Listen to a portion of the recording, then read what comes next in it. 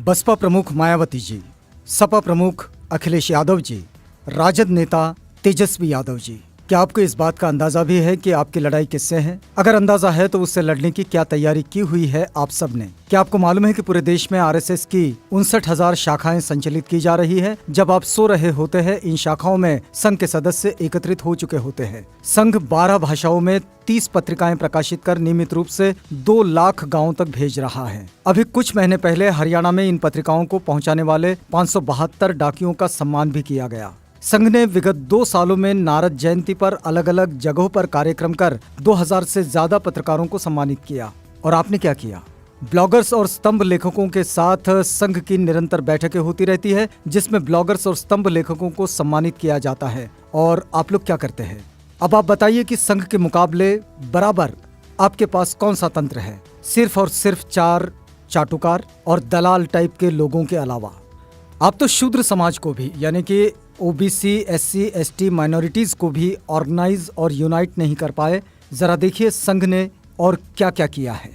देश के लगभग 65% ओबीसी समाज के लोग बजरंग दल में हैं, विश्व हिंदू परिषद में हैं, शिवसेना में हैं, गोरक्षा दल में है, आरएसएस में है, हिंदू युवा वाहिनी में है, श्री राम सेना में है, गायत्री परिवार में है, आर्य समाज में है, स्वाध्याय परिवार में है, करणी सेना में है और जितने भी देश में धार्मिक संगठन है सभी में है। सिर्फ यहाँ नहीं है ओबीसी के लोग, न्यायालयों में जज नहीं है, सरकारी वकील नहीं है, यूनिवर्सिटीज में प्रोफेसर नहीं है, शासन में सचिव नहीं है, आईएएस आईपीएस ऑफिसर नहीं है, डिप्टी कलेक्टर और एसपी नहीं है, बड़ी बड़ी कंपनियों में सीएमडी या डायरेक्टर नहीं है, जनसंख्या के अनुपात में मंत्री, विधायक और सांसद नहीं है, मीडिया में मालिक, संपादक और ब्यूरो चीफ नहीं है।